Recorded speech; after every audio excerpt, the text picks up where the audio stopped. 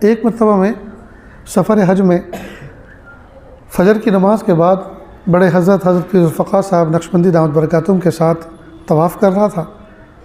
طواف کا 7واں چکر جیسے پورا ہوا تو حضرت فوراً مڑ گئے ملتزم کی طرف۔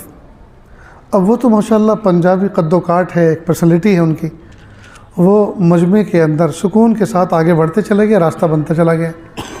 اب ہم چھٹونگڑے، ہم ملتزم کی طرف جا رہے تھے تو ایک ریلا آیا، انسانوں کا دھکا لگا تو ہم بجائے ملتزم پہ جانے کے ڈائیورٹ ہو گئے ادھر باب کعبہ، کعبۃ اللہ کے دروازے کی طرف۔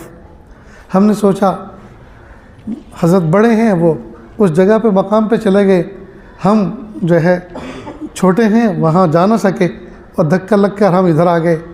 خیر ہم نے سوچا، بچپن کی ایک بات یاد آئی، ہمارے یہاں میوات کی ایک جماعت آئی تھی، ظہر کی نماز کے بعد انہوں نے کتاب کی تعلیم کرنے کے لیے میری طرف کتاب بڑھائی اور کہا آپ پڑھیں۔ میں نے کہا کہ میں اس گاؤں کا آدمی ہوں، رمضان کی چھٹیوں میں گھر پر آتا ہوں تو میں تو تعلیم روزانہ کرتا ہی رہتا ہوں فضائل اعمال کی، آپ کریں؟ کہ نہیں جی آپ مولوی صاحب ہیں آپ کریں۔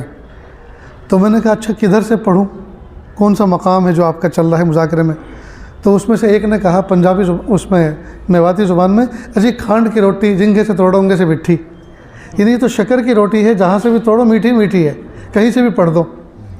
تو ہمیں بھی وہی بات یاد آئی کہ کعبۃ اللہ کے ایک کونے کا حصہ ملتزم کہلاتا ہے، وہاں بھی دعائیں قبول ہوتی ہیں، ایک باب کعبہ کہلاتا ہے، یہ تو ذرہ ذرہ اللہ تعالیٰ کی رحمت کی جو ہے برسنے کی آماج گاہ ہے، جہاں بھی موقع مل جائے مانگ لو۔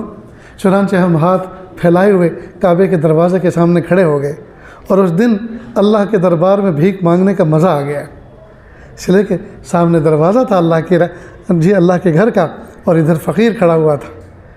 خیر میں دروازے پر ٹکٹکی باندھ کے کھڑا ہوا تھا اور دعا کا مضمون چل رہا تھا، تو جو سنہری دروازہ اس کا بنا ہوا ہے، اس کے جو پینل ہیں، اس پینل کے اوپر ایک آیت لکھی ہوئی تھی۔